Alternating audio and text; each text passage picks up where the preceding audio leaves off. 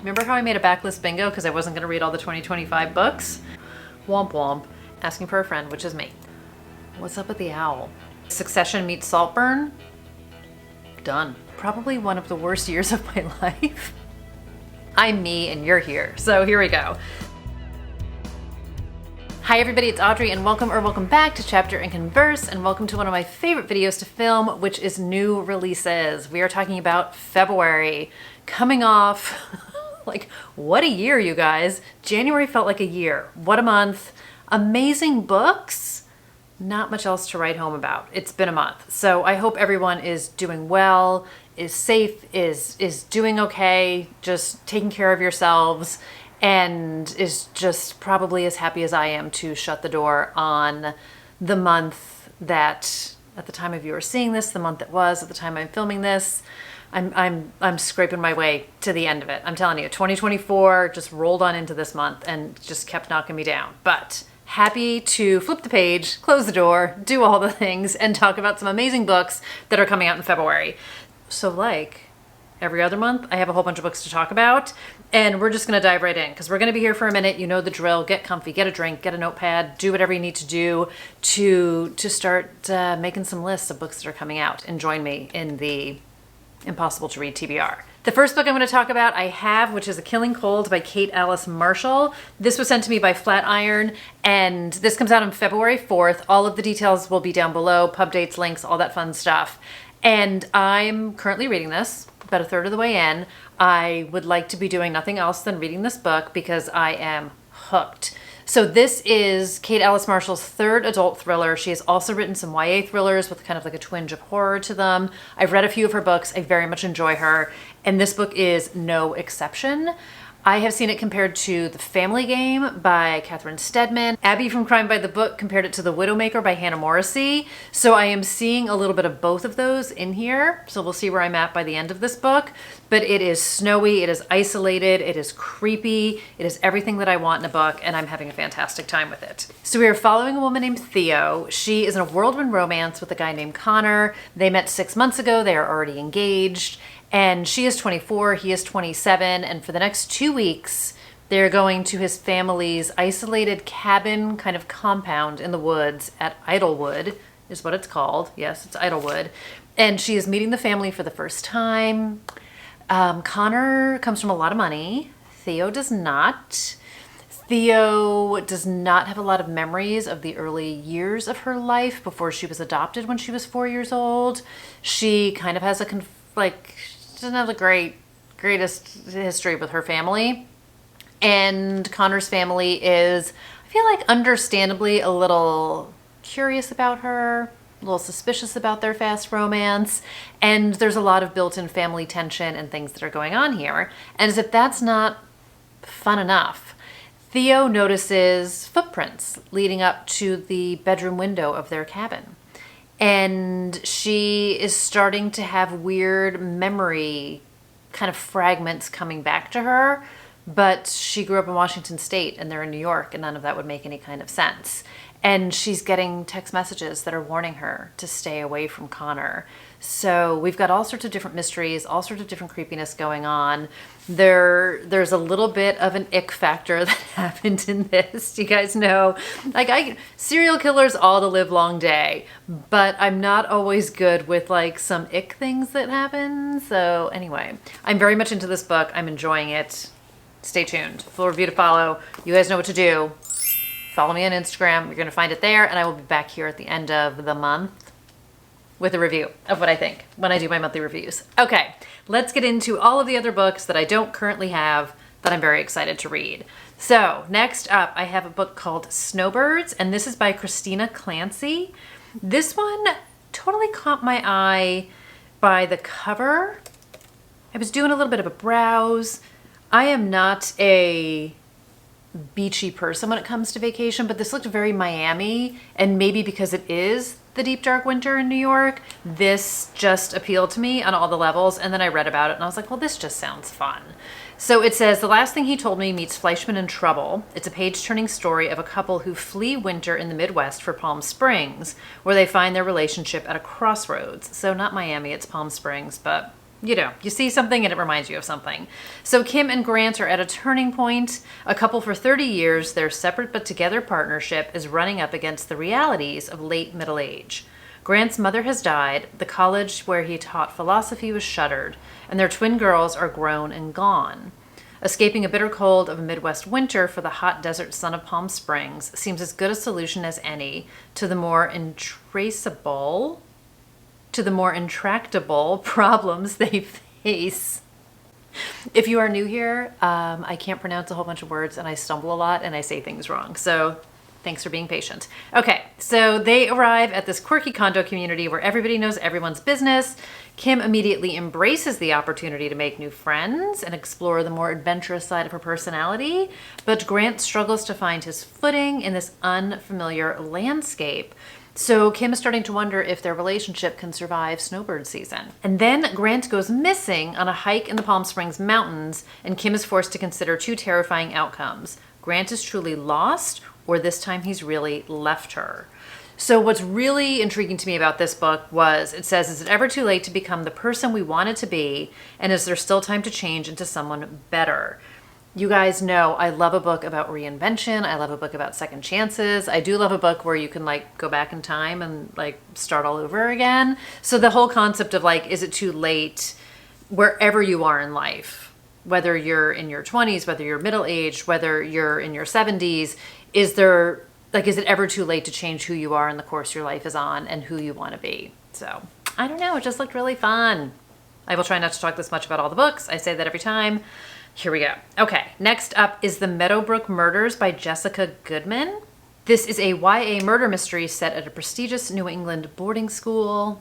Things that I love. Jessica Goodman has written a bunch of books. I haven't read any of them, but I do love a YA boarding school book. Definitely cleanses my palate. And this one says secrets don't die when you do. Yay. So it's the first week of senior year at Middlebrook Academy, and for Amy and her best friend Sarah, that means late night parties at the boathouse, bike rides through the sleepy Connecticut town, and the crisp beginning of a New England fall. It's always dark academia season in my town. Why did I say it all like that? I don't know why. Then there's tragedy. So Sarah and her boyfriend are brutally murdered in their dorm room. Womp womp. And now the week Amy has been dreaming about for years has turned into a nightmare, and everybody looks at her like she's the culprit. So that's not great for Amy, is it? And Liz is the editor of the school newspaper. She is the social outcast, sorry Liz, and she is determined to uncover the truth about what happened on campus in hopes her reporting will land a prestigious scholarship to college. As Liz dives deeper into her investigation, the secrets these murdered seniors never wanted come out to light. Yes. And the deeper Liz digs, the messier the truth becomes. And with a killer still on campus, she can't afford to make any mistakes. I love the school newspaper journalist getting it done. Very intrigued. This does have a very fall feel to it. But you guys know I'm not precious about reading books in their time zone or like in their season, even though I've thoroughly just said it's perfect time to read this. Okay. I also wanted to highlight a couple paperback releases that are coming out this month. So these are going to be scattered throughout this as well, since it's all about the pub date. As someone who often misses a book the first time around, or maybe didn't get hyped about it and hears about it later, I do enjoy hearing about paperback release dates. So I am going to weave these in when they make sense for me. So the first one is A Love Song for Ricky Wilde. This is by Tia Williams, and it says an epic love story 100 years in the making. Leap years are a strange, enchanted time, and for some, even a single February can be life-changing. Ricky Wilde has many talents, but being a Wilde isn't one of them. As the impulsive artistic daughter of a powerful Atlanta dynasty, she's the opposite of her famous socialite sisters. Where they're long-stemmed roses, she's a dandelion, an adorable bloom that is actually a weed, born to float wherever the wind blows. In her bones, Ricky knows that somewhere a different, more exciting life awaits her. So Ricky gets the chance for a fresh beginning. She is invited to live in the bottom floor of a Harlem brownstone, and she jumps at it, leaving behind her family, wealth, and the chaotic romantic decisions to realize her dream of opening a flower shop. And just beneath the surface of her new neighborhood, the music, stories, and dazzling drama of the Harlem Renaissance still simmers. So then we have one evening in February as the heady, curiously off-season scent of night-blooming jasmine fills the air. Ricky encounters a handsome, deeply mysterious stranger who knocks her world off balance in the most unexpected ways. I've heard amazing things about this book. This is one of those books that was on my radar, and then I kept hearing more and more about it, and now it's back on my radar, so definitely wanted to flag that for you guys in case you were curious about it. Next book. So we have another YA book, which I am a little bit behind on this series, and I didn't even realize there was a third book coming. This is All Shall Mourn by Ellie Marney. This is the third book in the None Shall Sleep series. I am not going to read too much about this because I haven't yet read book 2. So this says it's the third and final book, so we know all bets are off. Although, remember when Thursday Murder Club ended, and now I think there's going to be a 6th book in that series or something, so nothing is ever truly done. But this is a YA serial killer, teenage kind of detectives at the FBI. So it's kind of like a Silence of the Lambs, but with teenagers, kind of like the Natural's Jennifer Lynn Barnes series. So I'm going to go back and just tell you guys a little bit about book number 1, None Shall Sleep. I read this a few years ago and I loved it. It is set in 1982. And it's about 2 teenagers teaming up with the FBI to track down juvenile serial killers. And we have serial killer survivor Emma Lewis and U.S. Marshal candidate Travis Bell are the ones who are recruited. So they kind of go in to sort of like interview and help from like a teenage perspective in the teenage mind what these serial killers were thinking, what is kind of going on with them, and try to connect with them in a way that the adults in the FBI can't. Sounds real safe, right? So you guys know, of course, things are going to go horribly, horribly wrong.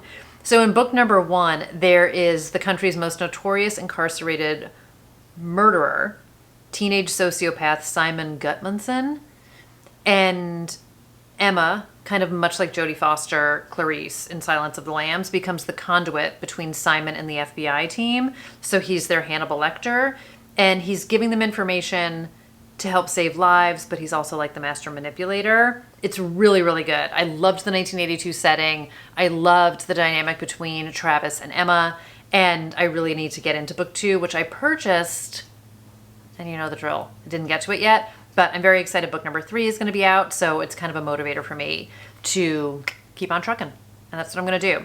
So weirdly enough, this one says it comes out on February 5th. I checked in 2 different places, so that's not a typo. I don't know why. We have 2 books that have really weird dates this month, but we're just going to roll with it. Okay. And now we're going to roll right into February 11th. This is A Girl Like Us by Anna Sophia McLaughlin. This pitch is Succession meets Saltburn. Done. A crackling, locked room thriller of inconceivable wealth, unchecked power, and the secrets poised to bring a powerful family down. I love rich people behaving badly. I do. This is set in 2004. I also love a little nostalgia. The fact that 2004 is technically nostalgia kind of makes me gross, but here we are. So throw me back to 2004 was actually, to be perfectly honest, probably one of the worst years of my life. 2024 was a close second, but 2004 is the year that I returned to New York. So there was something good at the end of it, but also something, it was a rough year. So anyway, let's go to the rough year of the people in this book. 2004, former reality TV star and party girl Maya Miller has just married the most eligible bachelor on the planet, Colin Sterling. Great name. And he is from the globally famous Sterling family, whose history of aristocratic titles and land holdings rival a British royal, and whose media empire is comparable to the Murdochs. To some, Maya represents the American dream, to others a gold digger. But when Colin's cousin Ariana, the heiress to the family's immense fortune, is found murdered, Maya is thrust into the spotlight. First, she is revealed to be the next heiress to the fortune, and then as the prime suspect. I love the cover of this. I love the premise of this. I love everything about this. And Maya's going to have secrets of her own. I am skimming this because I don't want to do too much. And yeah, she's got secrets and she's got to protect herself. And obviously she does not want to go to jail for killing this chick. So we're going to find out what's going to happen. There's a Goodreads giveaway for this one right now. Every once in a while when I do these, ding, ding, ding. If you're watching this in realish time, go check out Goodreads because there's a giveaway for this. So very excited for this one. Rich people behaving badly. All right. Next up, another one of my favorite tropes, a very and then there were none vibe. You Are Fatally Invited. This is by Andy Pliego. I hope I'm saying that right. This is on my pre-order list. I'm very excited for this one. I love the cover of this one. This is a very orange cover year, I feel like, or is it just because I just got the new Carter Wilson book and it's orange and I love it. I love this cover. So it says an exclusive thriller writer. So isolated setting, and it's about writers. An exclusive thriller writers retreat hosted on a private island turns lethal when one of the authors is found murdered. Again, done. I don't need to read the rest. West. I don't know why I always say it that way. I don't need to read the rest. Let me give you a little bit more. So renowned anonymous author J.R. Alastor, A-L-A-S-T-O-R, girl can't pronounce stuff, hires former aspiring writer Mila del Angel to host a writing retreat at his private manor off the coast of Maine. And she jumps at the chance. Go, Mila. Why am I talking in so many weird voices? Okay, so Mila jumps at the chance, particularly since she has an axe to grind with one of the invitees. The guest list is six thriller authors, all masters of deceit, misdirection, and mayhem. It's like everyone on this train meets a suspect with a little bit of the writing retreat happening here. Confess the crimes, survive the tropes. Alastor and Mila have masterminded a week of games, trope-fueled riddles, and maybe a jump scare or two. The perfect cover for Mila to plot a murder of her own. But when a guest turns up dead and it's not the murder she planned, Mila finds herself trapped in a different narrative altogether. One by one, you'll lose your turn. With a storm cutting off the island and the body count rising, Mila must outwit a killer who knows literally every trick in the book until only one of us remains. I'm super excited. I will never stop reading the And Then There Were None. Tropes, remakings, homages, all of the things. Love it. Love it, love it, love it. So stay tuned. Remember how I made a backlist bingo because I wasn't going to read all the 2025 books? Well, looks like we're going to read a lot of 2025s. Okay, another paperback release. Murder Road by Simone St. James. Maybe this is the year I'm going to read it. I am overdue for a Simone St. James read. This one is July 1995. Another year of sentimental value for me. 1995 was a good year, so this is a good timeline for me to land in. Okay, a young couple finds themselves haunted by a string of gruesome murders committed along an old deserted road in this terrifying new novel, or as the case may be, in this terrifying paperback of a novel that came out last year. So July 1995, April and Eddie have taken a wrong turn. They're looking for the small resort town where they plan to spend their honeymoon. When they spot what appears to be a lone hitchhiker along the deserted road, they stop to help. But not long after the hitchhiker gets into their car, they see the blood seeping from her jacket and a truck barreling down Atticus Line after them. When the hitchhiker dies at the local hospital, April and Eddie find themselves in the crosshairs of the Cold Lake Falls police. Unexplained murders have been happening along Atticus Line for years, and the cops finally have two witnesses who easily become their only suspects. Oh, worst road trip ever! As April and Eddie start to dig into the history of the town and that horrible stretch of road to clear their names, they soon learn that there is something supernatural at work, something that could not only tear the town and its dark secrets apart, but take Eddie and April down with it. Simone St. James is not afraid of a ghost, and this one sounds nice and dark and creepy. So, again, if you missed the original release, enjoy the paperback. Enjoy the paperback release. The next book is Nothing Ever Happens Here by Seraphina Nova Glass. And it says, nothing ever happens in small towns. When Shelby Dawson survives a harrowing attack that should have left her dead, she tries to move past it for herself and for her family. 15 months later, with the help of her best friend Mackenzie, she finally feels safe again in the snowy Minnesota town she calls home. But when an anonymous note appears on her windshield bearing the same threats her attacker made, Shelby realizes that her nightmare has only just begun. Ooh. As new evidence surfaces and a group of well-meaning senior citizens accidentally make the case go viral online, the situation quickly goes from bad to worse. And with suspicious accidents targeting those closest to her happening all over town, Shelby can't shake the feeling that she's being watched.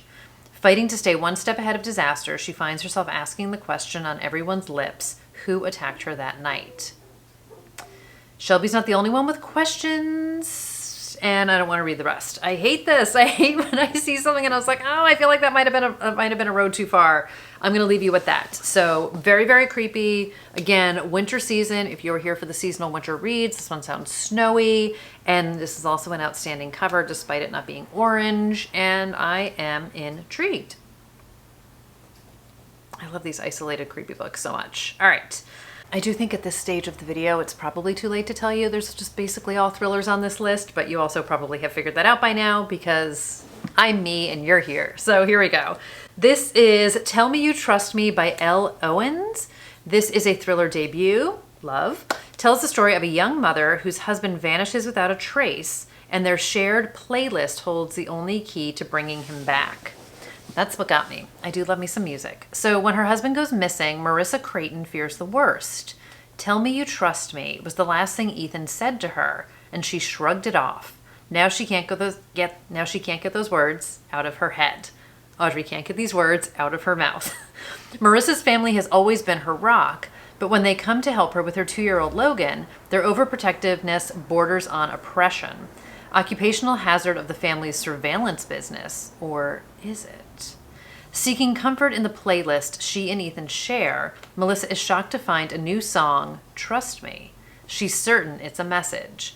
Using song titles as code, she and Ethan start communicating back and forth, but she still doesn't understand why he left. While his messages point to incriminating documents, her family uncovers evidence of an affair. But their discoveries come with their own baggage, including personal threats, secret bank accounts, and dusty surveillance devices. All the while, Marissa wonders whether she'll ever learn the truth or see her husband again. I'm sorry, what? What is happening here? I love the idea of communicating through playlists. There is a Kindle giveaway for this book. Ding, ding, ding. Get onto Goodreads. I am reminded of a book, I don't want to say what it is, where people communicate so cleverly through Instagram to do secret messages, which I thought was one of the best, like, secret messaging things, like get you away from burner phones and text messages and like being tracked and like people watching people and when you're under surveillance, and had like this clever system to communicate with each other. I love the creativity that thriller writers come up with. So we will see, communicating through song titles. I love it. I love it. Okay, last book for the 11th. This is The Dollhouse Academy by Margarita Montemor. I do have an audiobook arc of this, and I am very intrigued by this. It is kind of like a dark academia. I can't spell. Hold on.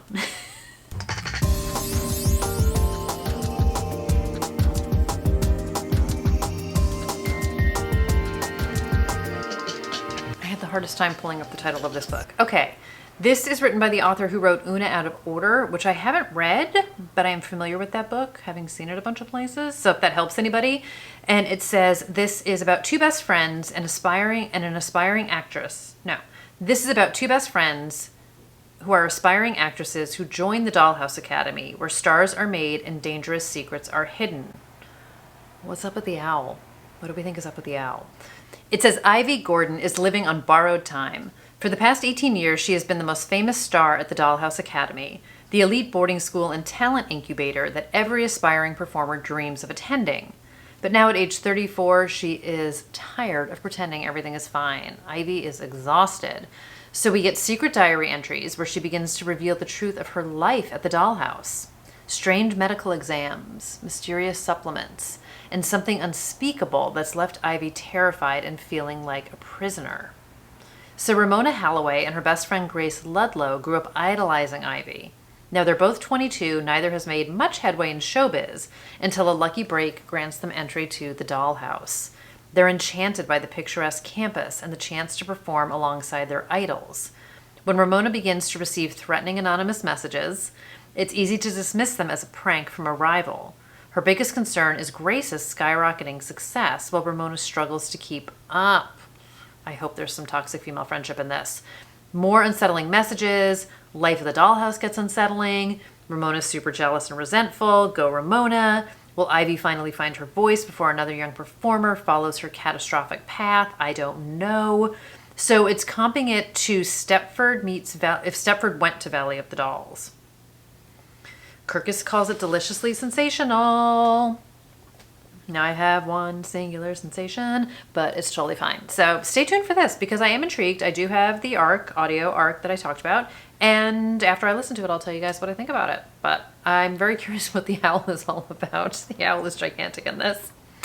There you go. There you go. A little taste of Hollywood. All right. And now we are going to fast forward to February 25th. How cool to have your book come out on 2/25/25. I don't know. Feels like a cool pub day. So we're going to kick it off with Lisa Unger and close your eyes and count to 10. I haven't read a Lisa Unger in a little bit, and I do really enjoy her. I don't know why I sleep on authors that I like, but I do love the cover of this. Beginning of the video says all the new books are orange and everything is blue and green. So this is an extreme game of hide and seek turns deadly.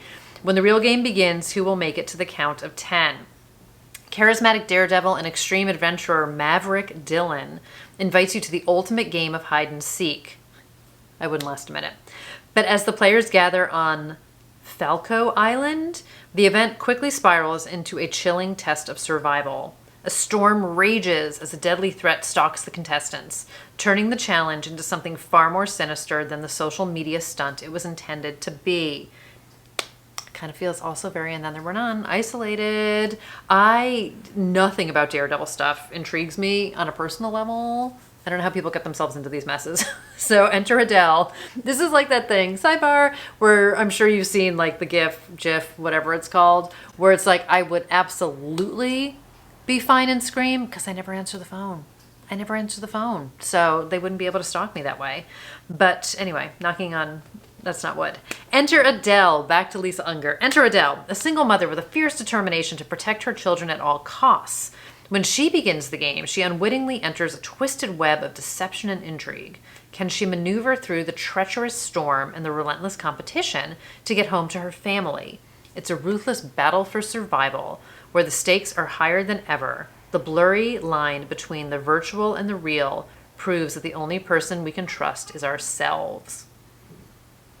This sounds very kind of high octane for Lisa Unger, so I'm very curious about this one. I do enjoy her. So high octane, remote island, sounds like a fight to the death. Let's go. Okay, this I think is my one-ish. No, yeah, probably my one my one new release that isn't murdery, I don't think. This is Linda Holmes and it's called Back After This. She doesn't really do murder. She doesn't do murder. I was a huge fan of Linda Holmes' first book, Evie Drake. What's the full title of it, Audrey? Evie Drake Starts Over. And then Flying Solo was her second book, which I also thoroughly enjoyed. So I'm intrigued by this one. I do have a e-arc of this book, and we'll be reporting back on it. So we have Cecily Foster loves to make podcasts. She fiercely protects her colleagues, dearly adores her friends, and never misses dinner with her sister. But after a disastrous relationship with a colleague who stole her heart and her ideas, she's put romantic love on hold. Jerk. When the boss, who's disappointed her again and again, finally offers her the chance to host her own show, she wants to be thrilled. But there's a catch. Actually, two. First, the show is about Cicely's dating life. Come on. And second, she has to follow the guidance of influencer and newly minted relationship coach Eliza Cassidy, whose relentlessly upbeat attitude seems ready-made for social media, not real life. Cecily would rather do anything other than put her singledom on display, ugh, or take advice from the internet, ugh, all caps. But when her boss hints that doing the show is the only way to protect a friend's job, she realizes she has no choice. Her boss is blackmailing her? He's a jerk too. And it's, let me see if we want to... Okay, so she's committed to 20 blind dates of Eliza's choosing and finds herself unable to think about Will, a photographer she helped to rescue a very big and very lovable lost dog. I'm guessing that's what's happening here on the cover. So even though there are sparks between them, Will's own path is uncertain, and Eliza's skeptical comments about Cecily's decision-making aren't helping. So will they, won't they? Cecily's trying to balance it all and, you know, create a good life for herself. I don't know, there seems like a lot going on here. But I do love the podcast element, and I do love her writing. She's very funny. She does great women characters and just like independent women at a crossroads, women at certain stages of their life. I just very much enjoy her books, and we're going to see what's going to happen here when it comes out later this month. Stay tuned. Next up is Famous Last Words by Gillian McAllister, aka the book I think I'm going to get from Book of the Month this month. Have not placed an order yet. Do I have 2 Gillian McAllister books on my shelf that I haven't read yet? Yes, I do. Do I still want to get a third one? Yes, I do. I've heard amazing things about her books. I feel confident I will like her as an author. So, Audrey just, you know, justifying anything to buy a book. It is June 21st, the longest day of the year, and the life of new mother Camilla is about to change forever. After months of maternity leave, she will drop off her infant daughter at daycare for the first time and return to her job as a literary agent. Books about writers, writer-adjacent publishing industry, yes. Finally, back at work. But when she wakes up, her husband Luke isn't there, and in his place is a cryptic note. Then it starts. Breaking news. A hostage situation is developing in London. The police tell her Luke is involved, but he isn't a hostage. Her husband, doting father, eternal optimist, is the gunman. That's all it says. That's not even me leaving you on a cliffhanger. That is how you write a blurb to a book. That is how you write a blurb to a book. I am very intrigued, and I have a very solid feeling. So there is a book haul coming up that I filmed a while ago. Things are out of order. January was a month. So I think the next time I film a book haul, you're probably going to see this book in it. Will I have read it by the time I do that book haul? I make no promises, but I think there's a fairly good chance that that will be in my next book haul. Okay. A little bit of a paperback. Funny Story by Emily Henry is coming out in paperback, and I very much enjoyed this book. So it is not a secret. Why can't I bring this up? Because I want to get the characters' names right. It is not a secret that I'm a huge fan of Emily Henry. I do love all of her books for different reasons and in different ways, but there is something in every one of her books that I can always relate to. Beautifully written, sharp humor, great wit, great smutty little scenes, fabulous relationships, beautifully drawn characters, strong women, messy, complicated, real, authentic, so many things to relate to, romance with weightiness, just so much relatability. She does not shy away from tough topics, and she also will have you just doubled over and laughing on the ground. So if you saw my favorite books of the year, this is one of the ones that was on it. And we have Daphne and we have Miles. So Daphne is dumped by her fiance Peter, and Miles is dumped by his fiance Petra. And Peter and Petra were childhood best friends, and now they're going to get together. Thanks, guys. And Daphne has moved her entire life to be with Peter, living together. He dumps her, so she's got to find a place to live. So she winds up moving in with Miles, because it's the only person she knows. There are reasons that are revealed that she has to stay in this town for a while. So she basically moves into like a closet inside his apartment, and the only people who can understand what they're going through are each other. So it's not that they never got along. She never really thought too much of him, and we get to see the evolution of this friendship that is sort of peppered with revenge, that maybe there's a dash of fake dating, and maybe it's two people just figuring out the course of their life with their own complications and baggage and things going on. I've said it before and I will say it again. There is a sequence at the very beginning of this book that involves Jordan almonds that had me bent over on the side of the road laughing because I was listening to this book when I was out for a walk, and it is still one of my favorite scenes ever. I loved this book. I loved this book. I loved this book. It is so just like perfect in all the ways. All of her books to me are so perfect. I still haven't read, sidebar, People We Meet on Vacation. You guys, have you seen the special edition of this book that's coming out? I did get the special edition of Beach Read, and now they're doing it for this. It comes out in like October. I can't wait. So I am going to read People We Meet on Vacation on, when I say like on the sooner side, I mean like in the next few months. And I'm sure I'm going to love it. And then I want to welcome this into my life. But anyway, if you need a little bit of Emily Henry in your life and you have not yet read Funny Story, I highly recommend it. It's just great. It's just great. I will get lost in her books all day long. No problem. Okay, a few more to go. Anyone looking at the clock? The next one is Deep Cuts. This is by Holly Brickley. I heard about this on the Bad on Paper podcast, and now, as tends to happen, I feel like I'm seeing it everywhere. And this is this a debut? Does not say. All right, doesn't matter, but I kind of feel like it is. Anyway, it is a Friday night in a campus bar in Berkeley in the fall of 2000, and Percy Marks is pontificating about music again. Hall & Oates is on the jukebox, and Percy, who has no talent for music, just lots of opinions about it, can't stop herself from overanalyzing the song, indulging what she knows to be her most annoying habit. God, I feel like I'm her. But something is different tonight. The guy beside her at the bar, fellow student Joe Morrow, is a songwriter, and he could listen to Percy talk all night. Joe asks Percy for feedback on one of his songs, and the results kick off a partnership that will span years, ignite new passions in them both, and crush their egos again and again. Is their collaboration worth its cost? Or is it holding Percy back from finding her own voice? Moving from Brooklyn bars to San Francisco dance floors, Deep Cuts examines the nature of talent, obsession, belonging, and above all, our need to be heard. I'm so intrigued by this book. Very, very, very, very, very soft echoes of Daisy Jones and the Six. Am I just coming off The Favorites, which has nothing to do with music, but also has this like intense obsessive connections? Yes. I'm going to spoil my reviews for The Favorites is incredible. Did I buy the UK edition so I could have two? I did.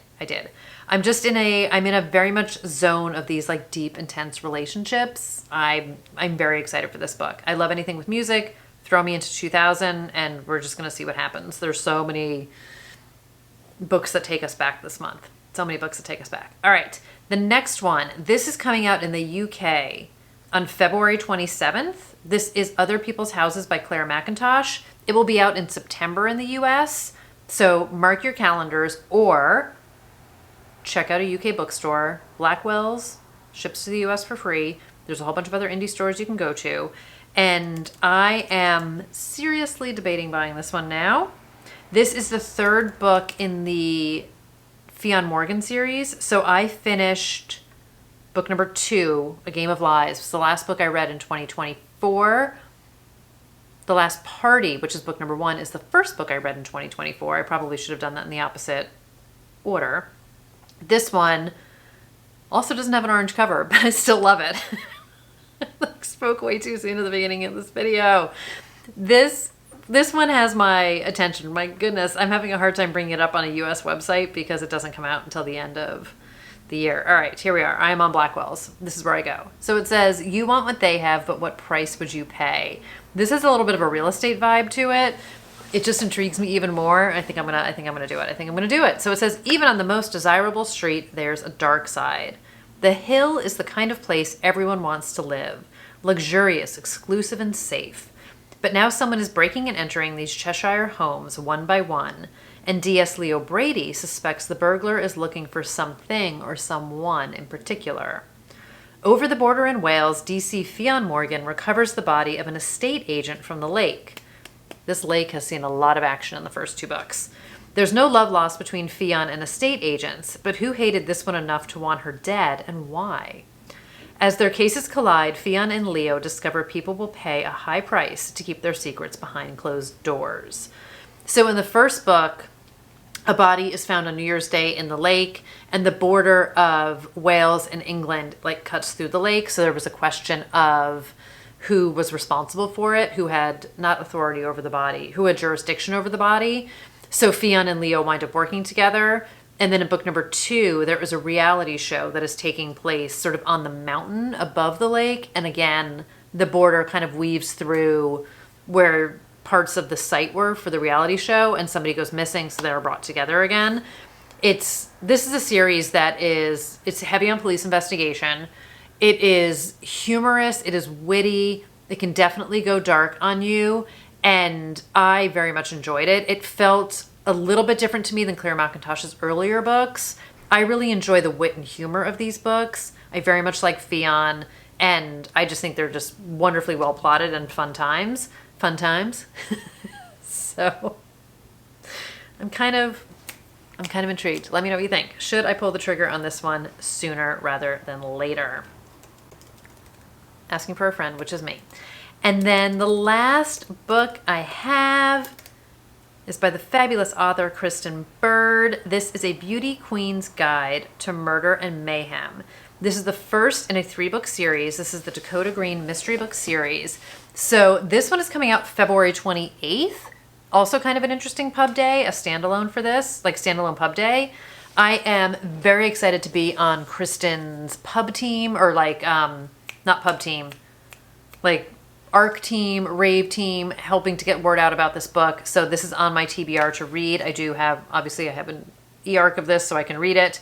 And this kind of falls to me in like a Finley Donovan vibe. So also a little bit different than Kristen's first 3 books. And it is about stable hand Dakota Green. She would rather compete in the Hunger Games than in Aubergine's annual beauty pageant. But her late mother's last wish is about to see her trading her muck boots for Jimmy Choo's and uncover a decades-old mystery of a missing beauty queen. So we are in Virginia, in Aubergine, where the mountains are blue, the air is sweet, and the beauty queens have secrets darker than last year's spray tan. Armed with more sarcasm than sequins, Dakota reluctantly enters the cutthroat world of sashes and smiles to save her family home. But when the pageant owner vanishes faster than she can shimmy into an evening gown, suspicion lands on Dakota's beloved Aunt Dee Dee. Now Dakota must navigate a minefield of catty contestants, skeptical judges, an infuriatingly handsome new sheriff, and a decades-old mystery of a missing beauty queen, all while mastering the art of walking in heels without looking like a newborn fowl. Can this reluctant pageant star unmask a killer, clear her aunt's name, and claim the crown, or will she be the next to disappear? So, reminds me a little bit of that Sandra Bullock movie, which I should know the name of. Dang it. Where she's all pulled into the beauty queen world. Why can't I think of it? Miss Congeniality. Even though Dakota doesn't work for the FBI. But I do love a missing beauty queen. Is there a Bones episode with the whole beauty queen thing, which is absolutely fantastic, except for the fact that they find the body of a dead child beauty queen, which is not so fantastic. But the beauty queen part of it is very funny for anybody who, always here to relate a Bones episode to something in one of these videos. But I'm excited for this. So it is the first of a 3-book series, and all 3 books are coming out this year. They don't have the dates here yet. Let me see if Kristen has it on her site. If not, I will let you guys know. But I love the idea that I don't know how to multitask. Hold. Here we go. I knew that there was a Publisher's Marketplace announcement about it. So, A Beauty Queen's Guide to Murder and Mayhem, An Heiress's Guide to Death and Diamonds, and The Bride's Guide to Happiness and Homicide. So, 3-book deal. They're all supposed to come out this year. I know all of that could change, but it's currently February, June, and November. The 3 books are supposed to be coming out. So, stay tuned for more. I very much enjoy her books. She is a delightful lady. She's a very generous author. And I'm very excited to read this. So totally has Finley vibes to it, I would say. And just sounds like witty and funny and like just like the hijinksy part of it all, which I love. And I love the fish out of the water where, she's got to be the beauty queen and it's the last place she wants to be. And I mean, I don't want to say like I like a missing beauty queen, but I like a missing beauty queen. So I'm excited for this. I'm excited for this. Guys, it's going to be a really good month. It's going to be a really good month. It's going to be a really good month. So let me know what book you want to read first. What's on your list? What's high on your list that's coming out this month? What, I try to do the exhaustive looking around. I know there's a lot more books, but what are you most excited for? And where do you land on me buying the Claire McIntosh book now? Just, at least that's a series I've read. Where do you lie on the Gillian McAllister book? I feel like that's, I don't know. I'm so tempted by so many books. But anyway, I am going to stop this so I can do this and then keep you guys posted on what I'm reading, reviews, all that fun stuff. Thank you so much for being here. If you guys are new here, have not yet subscribed, feel like doing that, that would be cool. If you feel like sharing, that would be cool. If you feel like just old thumbsing it up, that would also be really cool. I really appreciate all of the support. And again, check me out on Instagram. I do book reviews there as well. Like I said, I've got a book haul coming. I'm going to have my January wrap up coming. Slow-ish month, maybe like 6 or 7 books. Slow being like a relative word. I definitely read 1 backlist book. My backlist bingo is not going as well. But I read some great 2025 new releases, so things to look forward to. So until then, stop saying so. I hope everybody's doing great. I'm sending like all the good juju to everybody out there. I hope everyone is coming out of January doing all right, and we are just gonna keep pushing forward. So I will see you guys in the next video. Thank you again for being here, and until next time, take care everybody. Bye.